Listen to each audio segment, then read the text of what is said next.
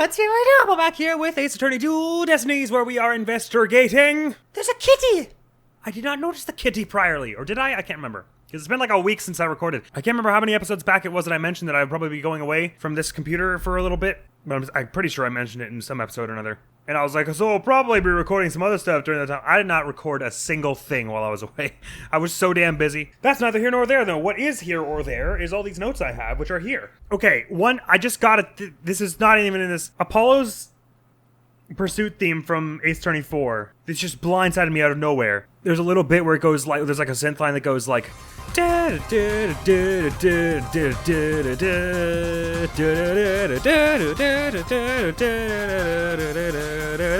I couldn't figure out what it reminded me of for so long, including during the Ace Attorney 4 playthrough. It reminds me of the ocean theme from Monkey Ball 2. Listen to it. Listen to the differences and the similarities which are happening concurrently.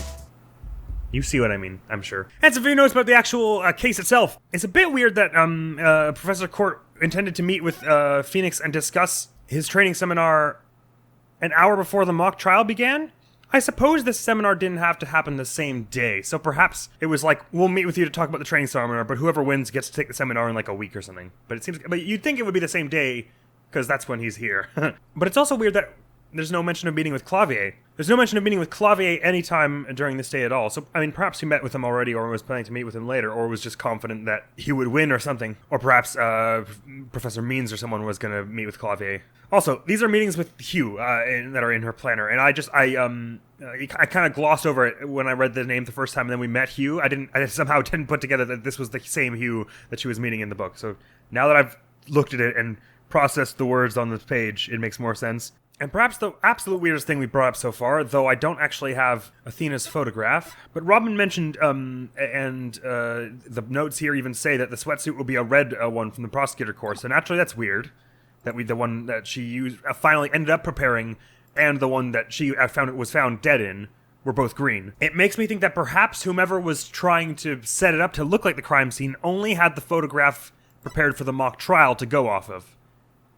Which we don't have that either, but if they were trying to make it look exactly like the scene, and it wasn't just a coincidence that she was wearing that green tracksuit, then surely they would have tried to match the outfit prepared in the notes, which means they must not have had this note.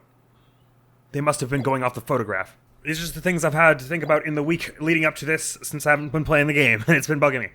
Anyway, we're finally exploring this part of the campus. I get the sense we're kind of close to trial day one, because we're accruing a few pages of evidence, but I guess it's a big campus. The only way to find out is to go. We just found the mat that the body was dropped off onto. Right, and then he claimed that the body was transported to the stage in a ball cart. Clavier, did you mean? Yes, right. And then... There's someone else here. Hey, it's Robin! Whoa! You scared the crap out of me! Yikes! Right back at you. So what are you doing out here? I'm working out so that I can become strong enough to save Jennifer! Are you gonna beat up the prison guards? But I'm so worked out! My training brace is almost breaking at the seams! Ah, right. The girl you like got arrested, so you're sucking yourself up to rescue her. Yes! Because I'm the manliest of manly men! That's why I work out with my manly brace! Except that I hear some discord in that manliest of men's voice of yours. I don't mean to be rude, but can't you talk without shouting? Also incidentally timely that this manly men talk is going on when we're so close to the end of the SpongeBob movie. Game. Sorry! I'll try not to shout so much, if at all possible, that is! Which is not at all possible by the sound of it. So you don't mind if I ask you some questions as Junie's lawyer? No problem! Ask away! Keep them coming, man! Ouch. My ears ache already. First question. Do you know what this is? Whoa! Check out your badge! What do you think? Nice and shiny, huh? Yeah, it's awesome! If the plating ever starts to peel or it gets all bent up, let me fix it up for you. Really? Thanks. No problemo. I'll have some primo clay and glaze that's ready just in case. Wait, what does clay have to do with my badge? Whoa! Did you make that? Let me fire it in the kiln for you. Just give it to me and I'll take care of the rest. Why are you crying? I think I'll pass on the kiln firing this time. Dodged a bullet there. That's just a generic one. I don't know what Robin knew, if the name Robin Newman has anything to do with this pottery and sculpting theme. Ah! That paper! So, Robin, is this article true? The author of that article has been gunning for the three of us for some reason. It's been nothing but trashy articles like this as long as I can remember! Maybe the author just wants your attention?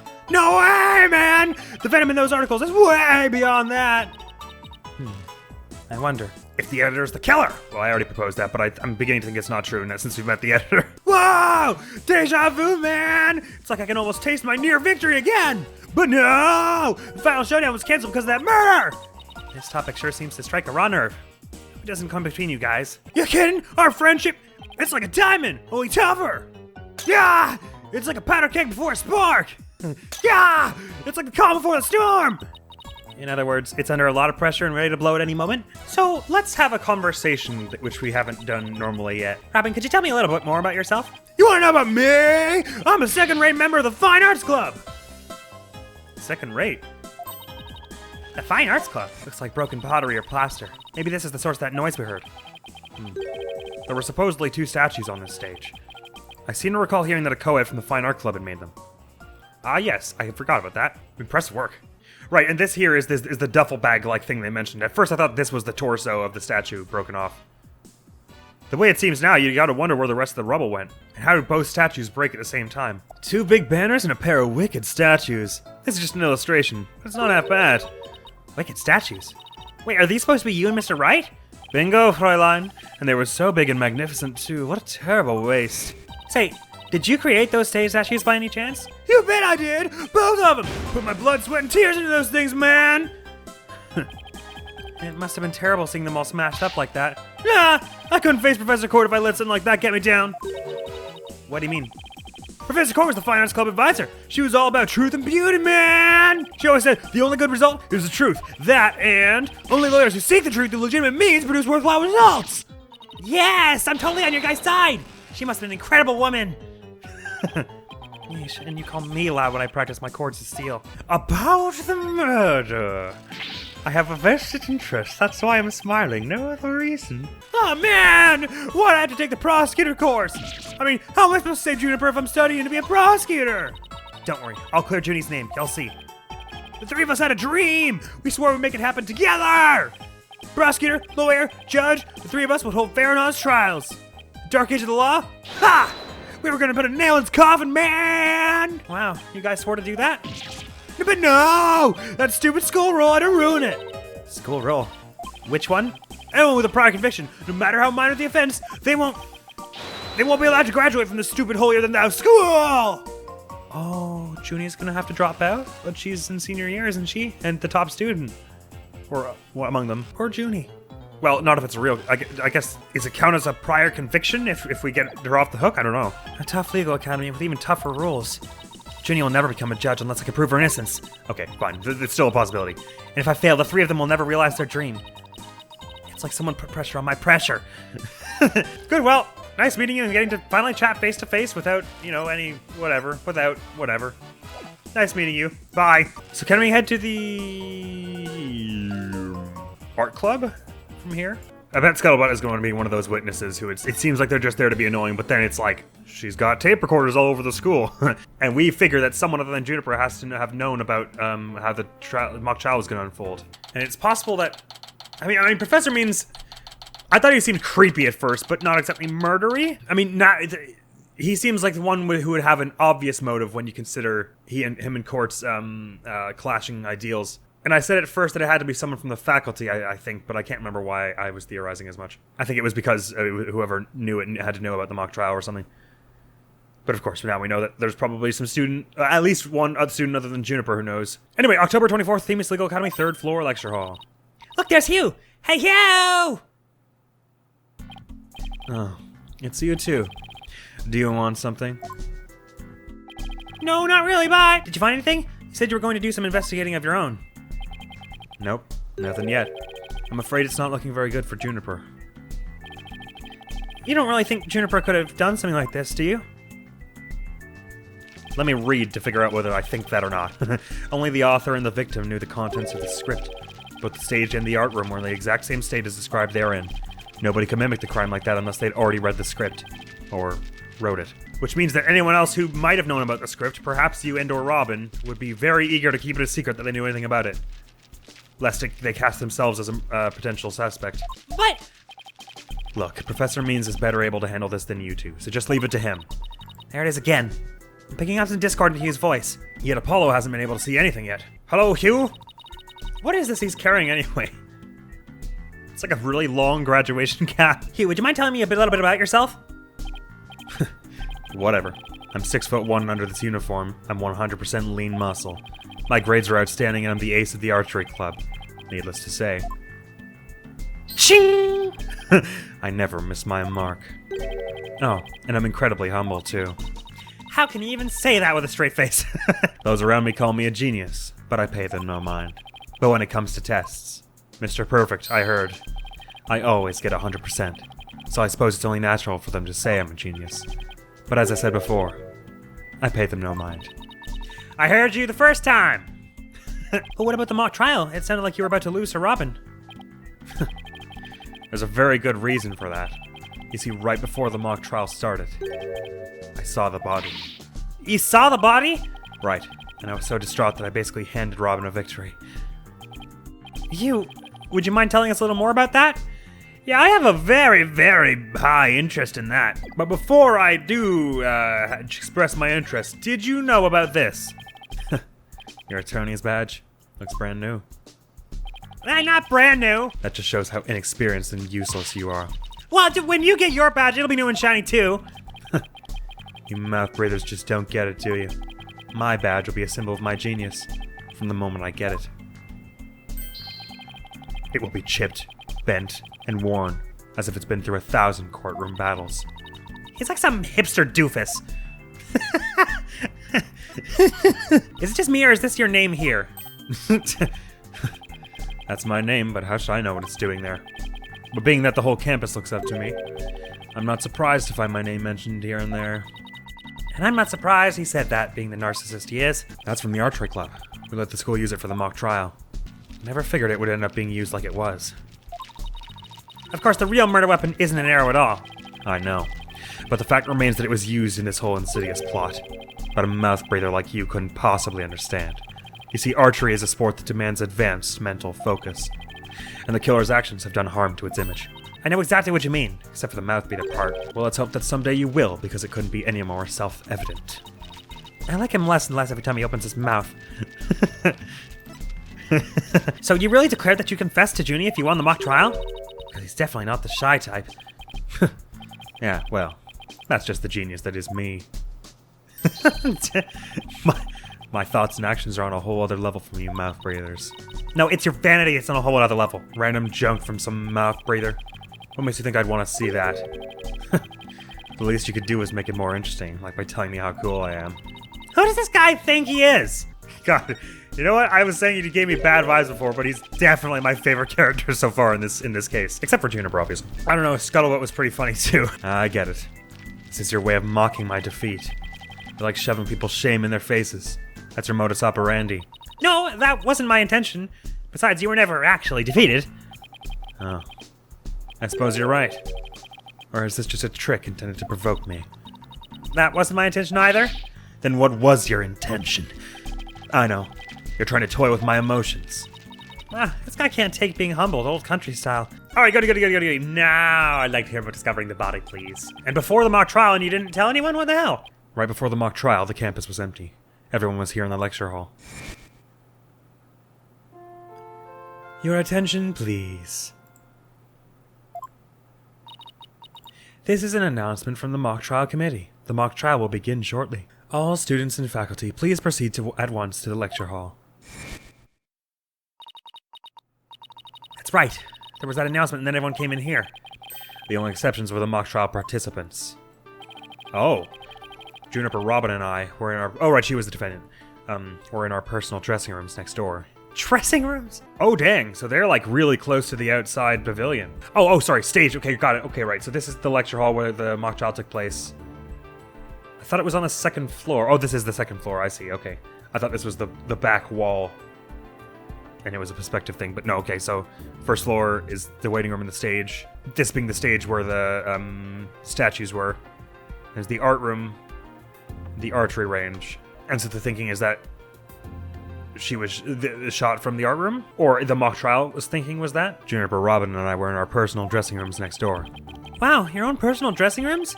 That's total VIP treatment. Dressing room is beside the lecture hall, you mean? These three things here, I guess? Actually, they're for student-teacher meetings. They don't even have windows. Oh, don't they?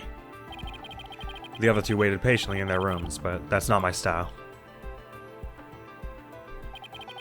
So I headed over to the archery range on the other side of the quad. I did some meditation while I waited. That's the best way to relax.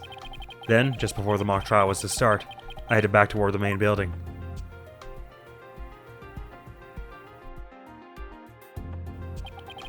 As I walked across the quad, I passed in front of the stage. So that's when you saw the body? Right. It was quite a shock.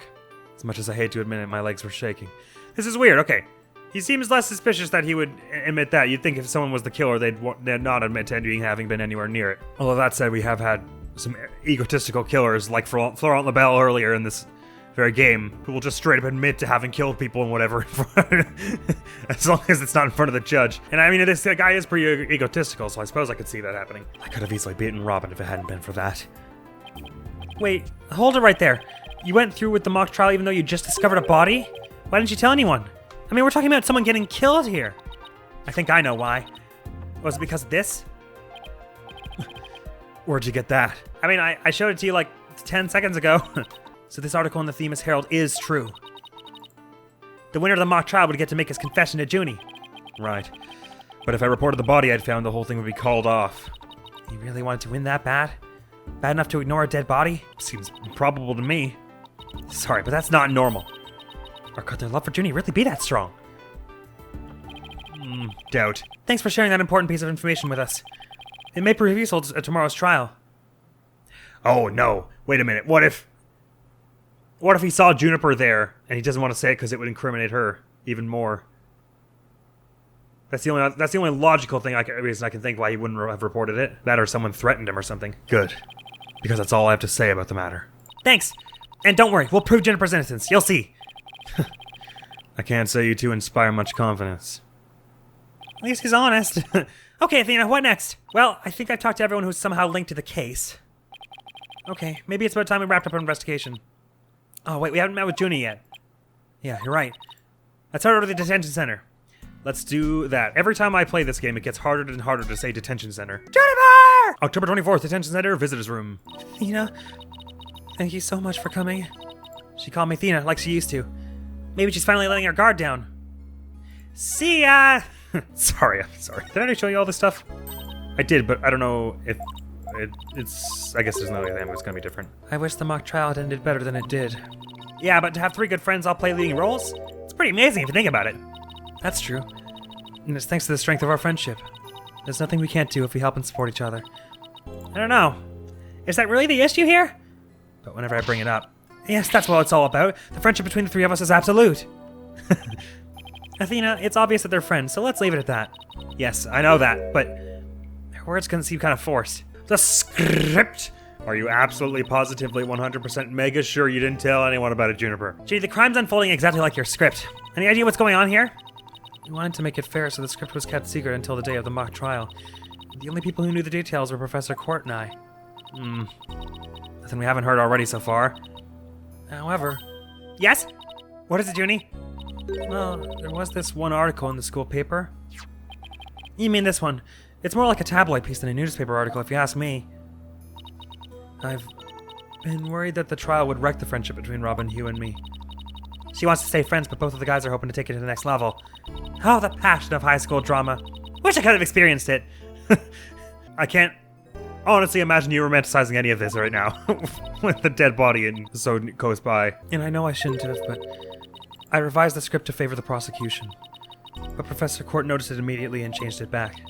Ah, so if Robin had won, he wouldn't have been able to confess his love to Junie. That would have kept the trio's relationship the same. Never knew Junie could be so devious.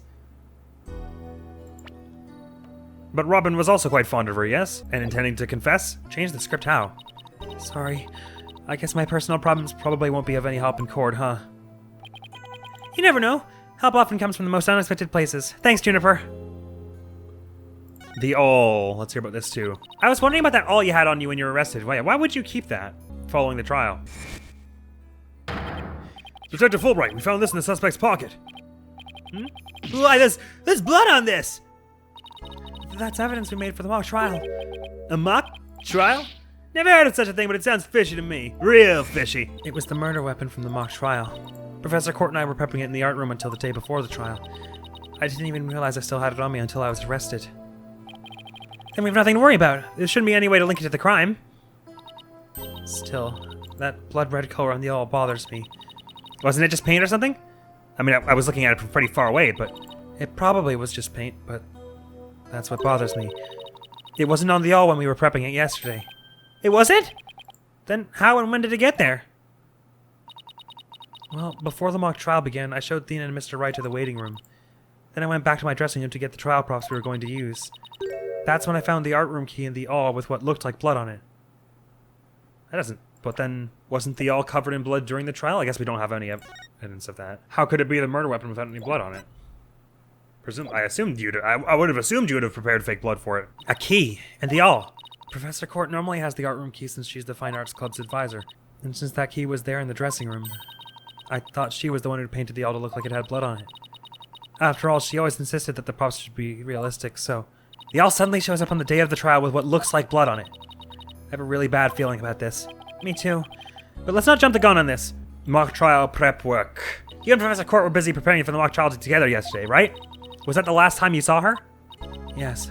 I left school at around 6... Oh, right, okay. Wait, huh? Oh no, that makes sense, sorry. Yes, I left the school at around 6 p.m. Did you notice anything different about her? No, I didn't notice anything out of the ordinary.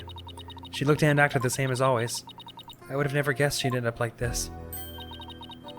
It looks like we're about out of time. Thank you for coming to see me. We'll do everything we can to prove you're innocent tomorrow. I know. And I believe in you, Athena. Well, I should go now. Bye. Goodbye! We'll try our absolute damnedest and hardest. Is she gonna be alright?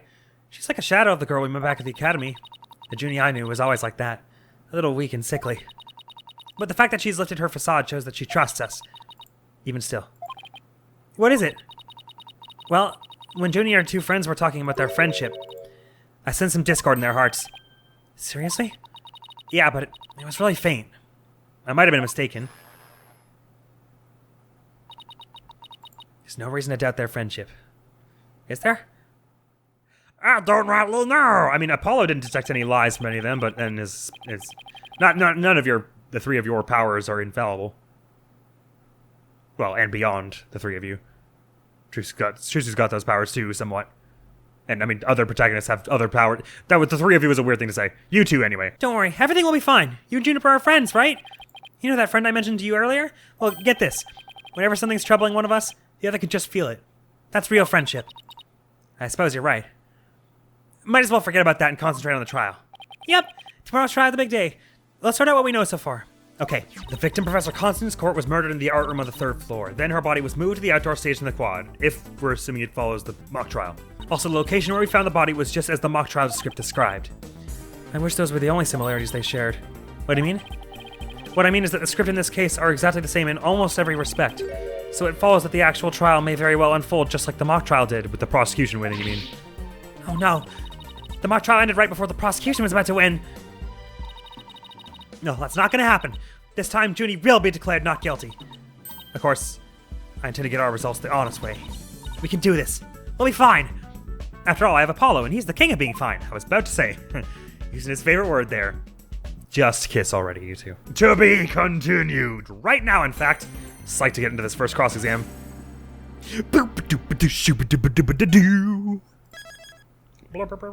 Oh, this is promising to be very, very interesting. We picked up on a lot of weird stuff, though, so far. How did both busts get broken at the same time, and why would they be broken? Why was this left at the scene? Where did all the rest of the rubble go? What are those tape recorders that Scuttlebutt's got? Why the balls does it matter that Robin was helping paint the thing with luminescent paint? The discrepancy between the red and green sweaters? Let's get into it. October 25th, 9:47 a.m. District Court Defendant Lobby number 3.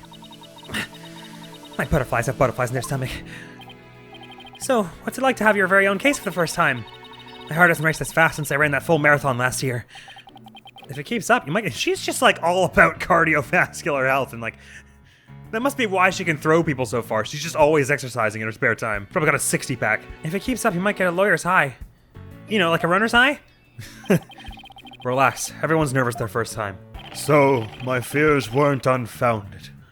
After all, today's prosecutor is so terribly brutal and willing to use any means necessary to win a conviction. Not a convection, that's how you roast a turkey. There's that the end justifies the means concept again. Now that it has come to this, we have no choice but to fight fire with fire. The end justifies the means. Would you stop saying that? That's your method, Professor. I'm going to defend Juniper in my own way. But, Miss Cykes, just yesterday you told me, as a lawyer, what is it that you treasure beyond all else? That's an easy one, Professor. Seeking justice for my clients. But if this trial proceeds in the same manner and ends in the same way as the mock trial, would you not lose everything you've worked so hard to gain? Well, I'll just have to make sure that it doesn't happen then, won't I? Aye, but aren't you a stubborn one? Well, I suppose you will have to learn of your own inefficacy the hard way. Forgive me, Professor Means, but can we just leave it at that? Oh dear. Please forgive me. It's just I wish to protect Juniper by any means I can. I do too, but... Now if you would excuse me. Well, that was like incredibly rude. Thanks to him, I'm feeling even more pressure than before. Don't let it get to you, Athena. And don't forget to keep smiling. I'll be fine. And I haven't forgotten what Mr. Wright said. The worst of times are when lawyers have to force their biggest smiles. The trial's about to begin. I'll show you to the courtroom if you please. Thank you! Apollo, I'm counting on you to support Athena this time. I don't think we've died as Athena yet, have we? I failed a lot in the first trial, but wasn't that only after Phoenix joined? And we were playing as Apollo in the second one and Phoenix for the DLC one. So maybe Athena's my lucky charm and I just can't lose as her. Okay, Mr. Wright, leave it to me. I actually can't remember if I lost as Athena in the first one. That's right. I have Apollo to back me up. Junie's fate rests in my hands. I won't rest until she walks free. I mean, if it really did get to the point where it looked like the prosecution was about to win, but then the defense brought it back at the last minute, that would be nothing out of the ordinary. October 25th, 10 a.m., District Court, courtroom number 4. Yeah, it usually does it zoomed out like this. It was so weird when it did it in the actual courtroom in the DLC case. I'm here, everyone! Sorry I'm late! Oh, never mind, I was already in there. Court is now in session for the trial of Juniper Woods. The first one, not the second one. That happens in a few months. Athena Cykes! Defense team letter is ready, leader is ready, Your Honor! That didn't sound very confident. You sure you're okay? This face of his while looking to the side is just so... so perfect. He just looks damn incredulous. He's like, my guy, please. I'll be fine. Your baldness. I know. As usual, you want me to deliver the opening statement. This case is crystal clear. I see no need to explicate it any further. Which is incidentally what I said when before I lost the last one. Now summon the witness. Is there something the matter? Please do share your baldness. Well, what if we gave you that idea? Bailiff, please call for this witness. And now we don't even get an opening statement.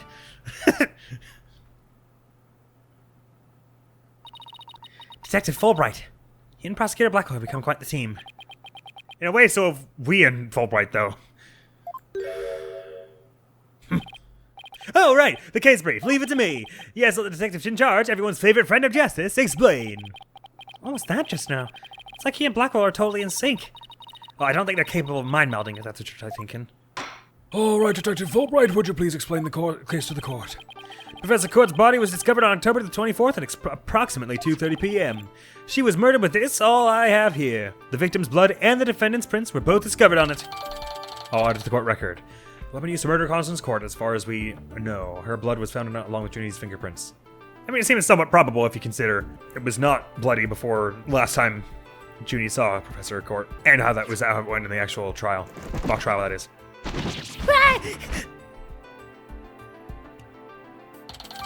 Court's autopsy report added to the court record. Did she have to throw it at me? Estimated time of death between 6 and 8 p.m. Cause of death, blood loss from a deep stab wound in the victim's side. Juniper specifically told us that she left at 6 p.m., so there's that, I guess. Wow, that bird can deliver evidence too? Blackwell's trained him well. Maybe Blackwell should train him to not to mess up people's hair while he's at it. Moving right along. Not moving right along. I'd like to look at that autopsy report more clearly, please. 6 and 8 p.m. on October 3rd. So she was killed the day before the mock trial. As far as we know. Marks indicate wrists may have been bound, no other visible damage, but stab wound was very rough. Well, the awl doesn't seem quite rough, and the arrowhead of this thing isn't particularly barbed or vicious or anything, so that's concerning. Oh, well, I guess if they had to stab it in and pull it out and then put another wedge the arrow in it, it might be rough for that reason. Anyway, that's certainly important, I think, because I think an arrow end up being stabbed with an awl. I would think both of those would leave a pretty clean wound. Not that I've ever stabbed anyone with or been stabbed by either. Moving right along, the body was discovered on the outdoor stage, although no blood was found there. However, we detected traces of a massive amount of blood in the third floor art room. In short, the murder took place in the art room. So then the body had been moved from the art room to the stage. Precisely. And there is one more piece of irrefutable evidence. A recording made by a tape recorder that a school paper reporter hid in the art room. It captured a female voice screaming, "You're a goner!" Are you sure they weren't saying you're O'Connor? What's this? You have such a recording?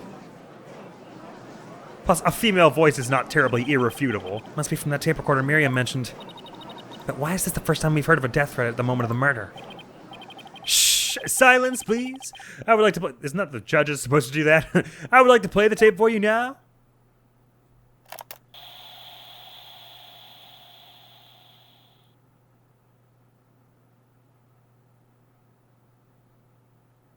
You're a goner.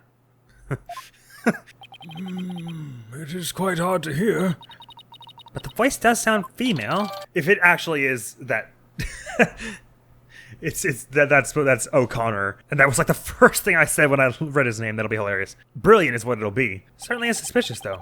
The noise and low volume of the voice have made voice print analysis all but impossible. Then you haven't identified the voices belonging to the defendant. Not so fast. After all, voice print analysis isn't everything. The victim was killed at night, then discovered in the afternoon the next day. The question is, when was the body moved? Oh, I know. It could have been moved in the middle of the night when no one was around. Sorry, but no. The campus was full of students that morning. Oh, I see. However, no one reported seeing a body. I was like, what did having being to full morning have to do with not being able to move it at midnight? That means the body was moved sometime before the mock trial, when all the students and faculty were gathered in the lecture hall, and the rest of the campus was empty. It was during this time Hugh O'Connor, one of the mock trial participants, found the body. So the prosecution heard about Hugh seeing the body. Wait one moment. If all of the students and faculty were gathered in the lecture hall, then there wouldn't have been anyone who could have moved the body. Have no fear, for there is always an exception. Right, the three who should have been in their dressing rooms. An exception? The three mock trial participants were standing by in individual dressing rooms. They were the only ones who had free access to the deserted campus before the mock trial. What? Then that would mean... What would that mean? Those three students were the only ones who could move the body. In justice we trust! I don't like where this is headed, Athena. Me neither. And by those three, I mean Hugh O'Connor, Robin Newman, and Juniper Woods. I knew it. Please, Detective Fulbright, don't say what I think you're about to say. In justice we trust! I take it everyone understands now. The voice believed to be that of the murderer was female, and out of the three people who could have moved the body, just one is a girl. That leaves the defendant Juniper Woods as the only possibility. I mean, judging for Ace Attorney's propensities for punny names, and the fact that Robin has an androgynous name and his last name is Newman, and is drawn with wing eyelashes, which is typically rare for male characters in this series at least. Are we positive that this voice couldn't have been Robin's or something? I guess Robin shouts everything, so it wouldn't have been quiet on the recording. That leaves the defendant Juniper Woods as the only possibility. No! I'd like to cross-examine. Can we have some testimony, please? Impressive. He has you on the ropes even before any cross-examinations. You can at least pretend to be upset for me. I think he's doing it to psych you up. A splendid job, Fulbright. That could not be any clearer. Feel free to anticipate a salary raise next month. I don't do this for the money. It's all about justice. In justice we trust. Not only a half-wit, but a perennial stick in the mud you are. I guess neither the carrot nor the stick works on Detective Fulbright.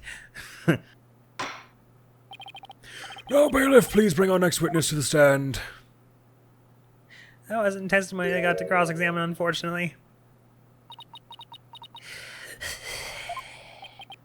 So, our first witness is a cardboard box.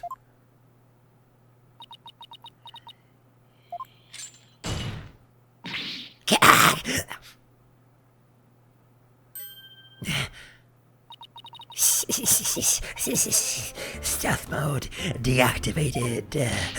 Oh my! The box has hands! Smile, Your Honor. What the dickens? I've just had my picture taken! Miriam Scuttlebutt, senior at the Legal Academy. I'm a reporter on the judge course. Juniper's been a bad, bad girl. I'll tell you all about her crime. Might I ask whether you could come out of that box? How will I get any more scoops if I blow my cover? So the answer is no. After all, covert action is an undercover reporter's bread and butter. But testimony from a faceless witness is highly irregular. A former ninja I met in the clink said that exposing those who work in the shadows is to pass the death sentence upon them. Oh my! I had never thought of it that way. Very well, if it would spare a life, I'll make a special exception this time. A former ninja in prison? Holy Shinto, how can the judge believe this load of crock? Your testimony, please. Oh, but take care not to reveal your face. The concern he feels is overwhelming. Turns white to black. Panda ink. The similarity of the case and the script. The murder happened exactly like Juniper's mock trial script. Up until the mock trial began, only Professor Court and Juniper knew the script's content. But Professor Court's sudden decision not to use the script sparked Juniper's murderous rage. Juniper has to be the killer. She has a motive, and the murder is just like her script. What? I guess she means not to use the changed script, but it's not clear from her testimony. The murder is just like a Script? Could such a thing be true? Compare her script with the murder case and crime scene photos. Then you'll see. This is so simple even an ape posing as a decrepit old judge could understand. Only the victim and the defendant were privy to the script. Ergo, the defendant is the killer. Furthermore, in the art room where the crime supposedly occurred, this witness's script, along with an envelope on which "use" was written, were found. This proves that... Wait, use? That's weird. This proves that the accused's script had been rejected the day before the mock trial. She pressed the victim to use her script. An argument ensued in the fatal stabbing. That makes perfect sense. What now? Why did you write use on it instead of just saying it? Prosecutor Blackquill has all his ducks lined up in a row. He's really on a roll now. He's like a pit bull once it sinks its teeth into you. Oh, dare she. My script had it all. A bum rap and phony evidence, grudges and betrayals. I trust the defense is ready to cross-examine the witness before she explains any more about her super elite fanfic. No problem. I mean, yes, I'm ready. I think. Time to find a hole in her testimony and unbox the truth. I've seen it over and over. I know I can do this. I know you can't do Athena. Mostly because I, need you to. Okay, I just want to read this again to make sure I'm not being dense and that this is an obvious contradiction. The murder happened exactly like Juniper's mock trial script. Up until the mock trial began, only Professor Court and Juniper knew the script's content. But Professor Court's sudden decision not to use the script sparked Juniper's murderous rage. Juniper has to be the killer. She has a motive, and the murder is just like her script. But the script was used. I suppose I could put the all here and say, well, it's the same murder weapon, or the bow, but I mean, there's a lot of stuff. Let's just push on it first. Hold it! How do you know that Professor Court wasn't going to use her script? There in the art room where the heinous crime took place, an envelope marked "use" and Miriam Scuttlebutt's script were found. Evidently, the script that was going to be used belonged to the girl in the box over there. But it wasn't. It's only natural that my script would be accepted and hers rejected. I introduced all sorts of brand new concepts, including bribery and fake evidence. It was a cutting-edge script portraying courtroom battle in the dark age of the law. I can't help but feel Professor Court went out of her way not to use it. But Juniper... The sweat runs down the whole box. How does that even happen? She used some devious, underhanded tactics to get her script chosen. That's why her script, and not my masterpiece, was used in that mock trial. How's that for an explanation? Well, it doesn't really make sense still. Anyone can see the similarities between the script and this case, but that doesn't mean Junie's the killer. I know it's frustrating, Athena, but we don't have much to go on at this point. All you can do is relentlessly press the witness and hope you find a hole. Okay, got it. Press relentlessly, right. I think he's absolutely right, because this is a contradiction, but I don't specifically have evidence to contradict it. Hold it! There must be places where the script and case diverge. Don't sweat the details. That kind of stress will give you wrinkles. Objection! I'm not worried. My skin is as fair as silk. Objection! Indeed, you are quite fair. Fairly desperate. Objection! Well, what did you just say? I'm gonna really turn that one around on you. Whose side are you on? Hurry up and leave a clever comeback. Whoa, easy there, Athena. Now you listen to me. The two cases do indeed have their differences. For one, the stage hadn't yet been erected in the mock trial script, and in the actual case there were signs indicating the victim's wrists had been bound. But such differences pale in comparison to the host of similarities. In any event, replicating the crime without knowledge of the script is an impossibility. Looks like I won't be passing this off as a coincidence. What a total burn. Try again, why don't you, pawn of woods? Hey, that's that. You think that's an insult, but I like Juniper, so I don't know where I'm going with this. But when the trial began, only Professor Court and Juniper knew of the script's content. Hold it! Somebody could have stolen a peek beforehand. I don't think so. I mean, I tried any number of times. Shame on you, Miriam. But that crafty she-devil Juniper has eyes in the back of her head. What chance does your average person have if an undercover reporter like me failed? Interesting point. Still, Miss Scuttlebutt, won't you get in trouble later for admitting to such underhanded tactics? Why, you? I plead entrapment. How is you blurting out your own crime entrapment? But you haven't scooped me yet. They were all set to use Juniper's script. And the last point. Hold it! Anyone who saw the mock trial could have recreated the crime. After they saw the mock trial, they could have just easily staged the body, just like the script. Objection! Where is the trial which pits hawk against canary? Objection! I'm not a canary! What did you just say? If he's so weird, he should try humping less. I bet that'd save him some energy. This is no time for jokes, Apollo. You just called me a canary. Don't let him get to you. At least canaries pick up on things quickly, just like you. I shan't repeat myself, so listen carefully, Cykes Dono. Hugh O'Connor discovered the body before the mock trial even began. How could one stage the body as it is in the script before anyone knew its contents? That's right. Do you even fathom the intricacies that go into staging a crime scene? No, I think not. You have the rudimentary mind of an elementary school child. Elementary school? Reported testimony throws Tony Athena Cykes for a loop. The perfect caption. You and Brushel should exchange notes over tea. But also, it was Blackquill who made me make that face, so... How marvelous! A photo in the newspaper is just the thing to boost your brand. Is she allowed to record in here, Your Honor? In a school paper? Seriously? I got made fun of enough in high school. I don't need actual high schoolers now doing it. Oh, wait, I didn't go to high school. Never mind. Or I went to... Wait, was she studied abroad? I guess she studied abroad. I believe you pressed the witness more than enough, Miss Cykes. Now do you see how clear-cut my case is? Take it now and in that fair, desperate mind of yours. Etch it deep so you may never forget. No. No! Even my arguments get thrown back in my face. It wasn't supposed to be like this. What am I going to do? Athena? You should just about have all the answers you've been looking for now. Huh? Think about it this way. If the killer knew the details of the mock trial, would they really commit the crime in the exact same way? I don't follow. Try to place yourself in the killer's shoes. I bet you'll discover an inconsistency if you do. Alright, before Athena does it for me, let me think here. Right, well, any obvious evidence in the defense's favor you would want to get rid of because you would want to frame Juniper.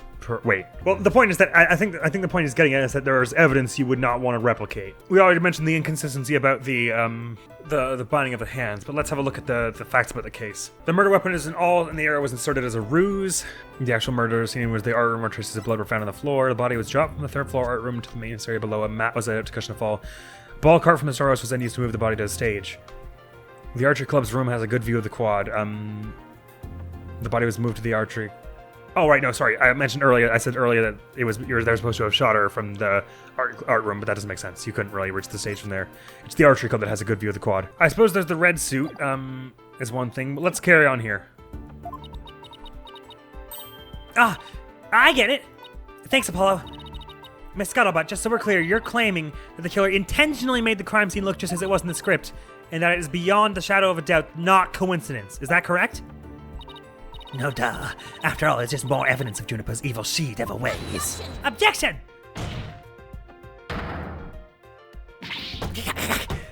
What'd I say? Our client made the crime scene look just like the script, something known only to her? That would not be not just foolhardy, but completely irrational. What do you mean? Yes, Miss Cykes. Please tell this court what you mean by irrational. It would make sense for Junie to mimic her own script on purpose because it would make her the culprit. Right, okay, that makes enough sense. Sure, yeah. The murder scene was the same as it was in the mock trial script. That in and of itself is irrational. What's wrong with them being the same? Yes, Miss Cykes, care to explain what you mean? Okay, let's say for argument's sake that Miss Woods is the killer. For argument's sake, if so, then what reason would she have to intentionally make the actual murder mimic her own script? That's easy. She was admitting that she was the...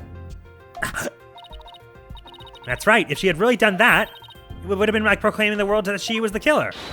So what we actually have here is evidence of someone trying to frame our client.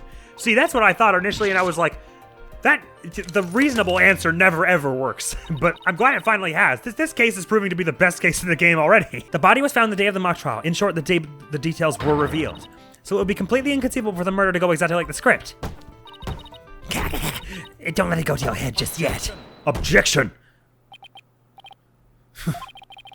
It would seem Justice Donna's comrade in arms has finally drawn her sword. However, the blade is dull, and it shall remain so until you master its use. He's gonna say evidence. Show me some damn evidence. Enough of the stupid sword metaphors already. There is a perfectly good reason for the inconsistency of which you speak. What reason? What reason? Must I spell out everything? You were what people today call high maintenance. The accused had intended to stop the mock trial. In that event, nary a soul would have been the wiser to the similarities of the case in the script. But she didn't stop the mock trial, did she? Only at the end. Objection! No, the mock trial was only stopped after the body was accidentally discovered. Objection! Our witness here had also discovered the body. In fact, she was led to our dearly departed professor by the accused herself. This is what we heard about before. What? Miss Scuttlebutt saw the body too? Precisely. And with the discovery of the body, the mock trial ought to have been cancelled. Wait, so you didn't call the police? Nope. I kept it secret for my big scoop. You can't do that! I made her pay long and hard penance for her sin. Did I not, my little box top?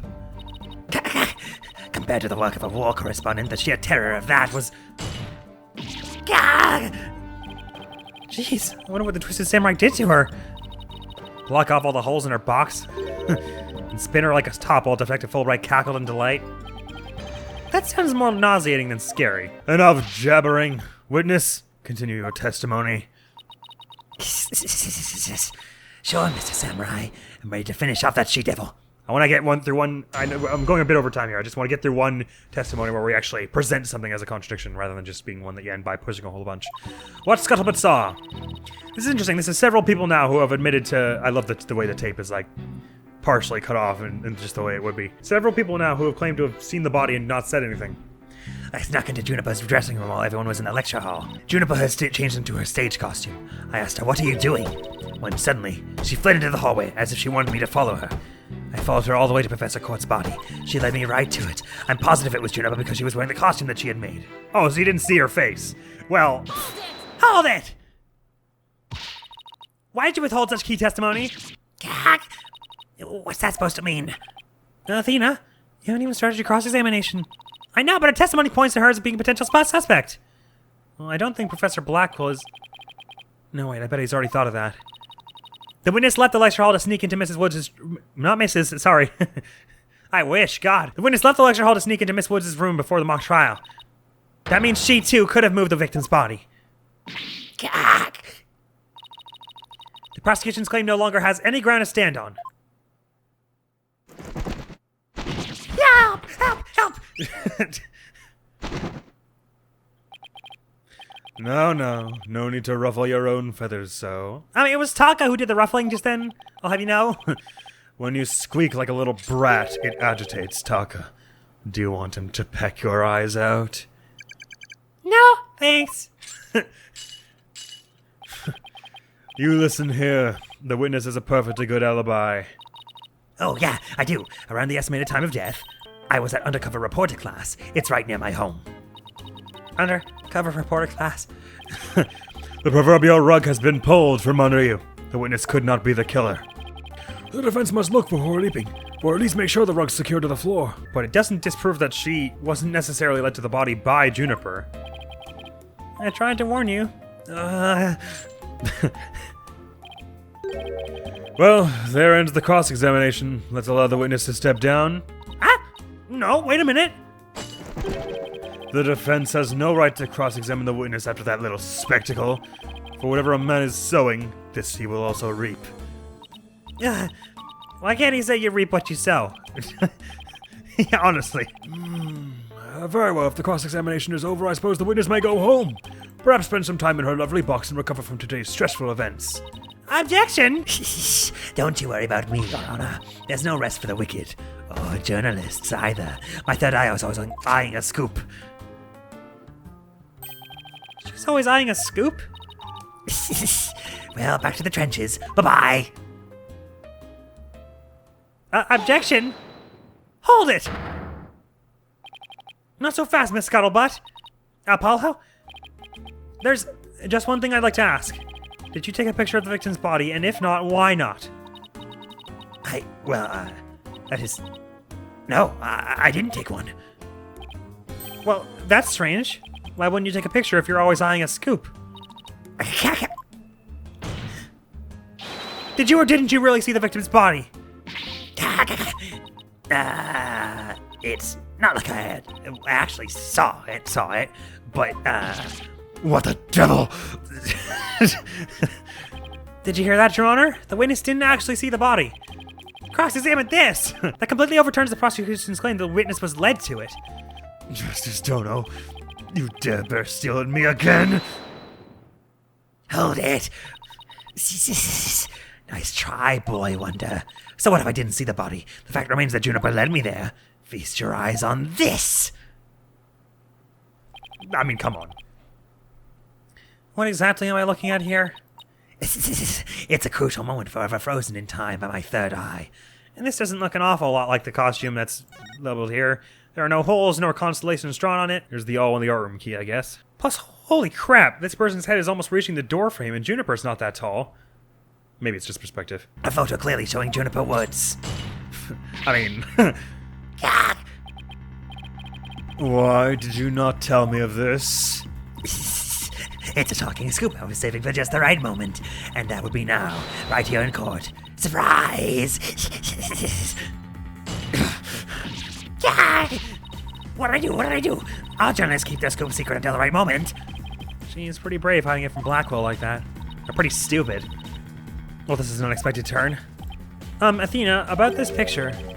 See how it only shows the back of the subject? So then, it's also weird. How would you walk into the room and then get behind the individual wearing the cloak, all without seeing their face? Right, who knows whether this photo shows Juniper in the first place? Objection! A completely irrelevant point. What is relevant here is there was someone who did try to lead the witness to the body. Take a gander at this, the route by which the accused escaped. The witness pursued the accused this way after she fled the dressing room. And then the stairs. That way. The accused descended to the first floor and exited the quad. Then what, Carton Cretin? That was pretty good. Then I tripped and fell. Caught my knee on my own box. She strayed under her box even while running after someone? Sounds difficult. Recall that the body was already there, for Hugh O'Connor had already seen it. She was trying to show someone the body because she wanted to stop the mock trial. Hold it! But if the facts have changed, that's all the more reason to cross-examine the witness. The defense has a point there. Plus, I never actually said that your outburst banned you from a cross-examination. Only Blackquill said that part. Very well, you may proceed with your cross-examination. Seems Justice Dono has saved your pretty little hide, Missy. For now, at least. Yeah, guess I pulled that off somehow. Thanks, Apollo. You're a lifesaver. Incidentally, my compliments to the witness for her very fine box. It's primo cardboard, lovingly selected from among many. Gag! Tell another lie or hide another fact from me. And I shall put it to the torch. Gag! Gag! Please, anything but that. I think it would be more eco-friendly to recycle it, but that's just me. Alright, Miss Cykes, you may cross-examine the witness. Finally! But it's the same cross-examination we just had, right? Okay. What's scuttle, what's saw? I stuck into Juniper's dressing room while everyone was in the lecture hall. Juniper had changed into her stage costume. I asked her, "What are you doing?" When suddenly she fled into the hallway as if she wanted me to follow her. I followed her all the way to Professor Court's body. She led me right to it. I'm positive it was Juniper because she was wearing the costume that she had made. I suppose I could put this here because it's missing details that the costume should have. It's not concrete 1,000,000% proof because we were told that, well, because they might have just not been done with the costume yet, I suppose. Sorry, when was it that you found this? While everyone was in the lecture hall. So right before the trial started. So of course the costume would have been done by then. I think I could put that here probably then. Objection! Miss Scuttlebutt's sole basis for identifying her client was the figure in this photo. It's the fact that it shows someone in Miss Woods' stage costume. Well, it is Juniper's costume, so that must be Juniper in it. It's clear cut. I mean, not really? No, that's where you're completely mistaken. What? This is a design drawing of our client's stage costume. Oh my, what a wonderful creation. The constellations are extraordinary. I'm glad you noticed because those stars are precisely what's important here. In the drawing there are constellations all over the outside of the costume. But there's not a single star in the costume in the photo. Oh, then that means... what exactly? I hope Blackquill doesn't say, oh, they were painted on in fluorescent light, because I'm pretty sure that's not what is going on here. The constellations are painted on, and then they just have holes in them to make them glow. It even says, glow from inside, but you can clearly see the yellow on the outside. So if he pulls that, I'm going to be very upset with him. Your Honor, there were no other blue costumes at the scene, which leads me to believe that the figure in the photo is wearing our client's costume inside out. Oh, there's also that, I guess. But why would Miss Woods make a mistake like that? Well, it's not really a matter of why, but rather who made the mistake of putting on inside out. Wait, you're not suggesting... That it's not Juniper Woods. That can't have been more clear about that. That's right, I'm glad you're catching on. The costume designer wouldn't put her own costume on inside out. Honestly, she was trying to phrase someone else, but let me not say that. Hands off. Sorry, Miss Scuttlebutt, but doesn't believing you had a scoop when you really didn't make you... Oh, doesn't believing you had a scoop when you really didn't make you a failure as a reporter? I mean, it's just a mistake. That's a bit harsh. Failure as a reporter.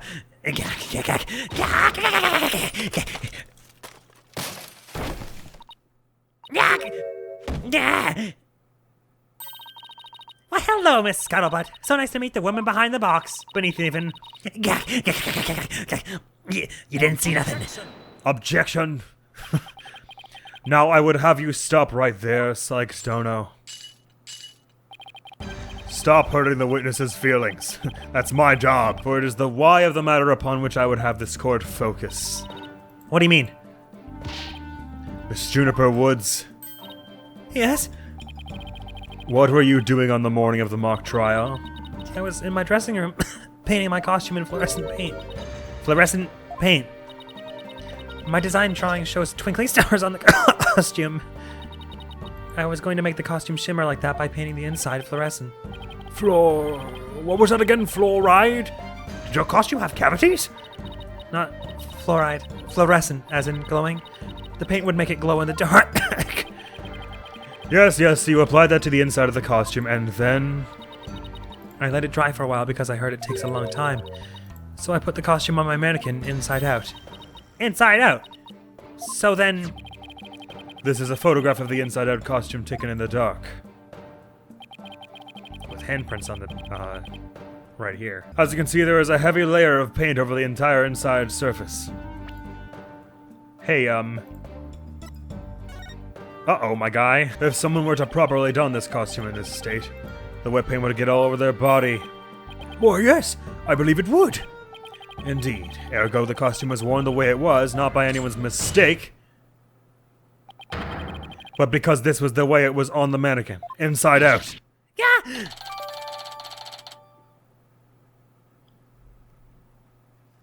Convenient how you're just gonna kind of gloss over the handprints, though, but we will not be glossing over them next time on Ace Attorney Dual Destinies. That might be the next point we get to use, is that, well, look at these handprints and look at someone's hands covered in fluorescent paint. Clearly Robin had the costume on. Although obviously the person in the picture is not Robin, because the skin tone is different. Not that we're allowed to look at that photograph. But that is all for now. Sorry I went a bit over time, but I wanted to get a little closer to the meat and taters of this this court session. Hyped for it so far. Now every case so far has had at least one point that just absolutely baffled me, but I've got a good feeling about this one. I somehow get the sense we're going to understand everything. If this is the first case we don't die in, I'm gonna be so happy. I have such good vibes coming from this case so far, but the thing about this game is that they've also each so far had... Well, sorry, no, not each of them really. But the second and DLC ones both had like a pretty massive twist right around the end. The two orcas and then that Temitata was actually the gold. And they basically overturned the entire case when you learned them. So if it's gonna keep that pattern, gotta make sure we don't lock anything in as definite. Anyway, next video coming to the channel is going to be about time, our very first episode of Verdant Wind Assassins, our Assassin's only run of Ace Attorney Dual Destinies. Yeah, our Assassin's run of Ace Attorney. Fire Emblem Three Houses, sorry. Which is quite thrilling and I'm pretty pleased about it. So can't wait to see you in that, and next time here we'll be getting into the rest of this trial sequence, hopefully getting through a few more testimonies and hopefully not getting too confused, so... Make sure I say before I forget and have to replay stuff. That's all for now. Thank you so very much for coming around to this episode of Ace Attorney Dual Destinies. It's a blast. Hopefully I'll see you around. Admiral's gonna be out of here now. Peace! Probably that's the only thing here, but I'd like to have a look around anyways. Confirm it.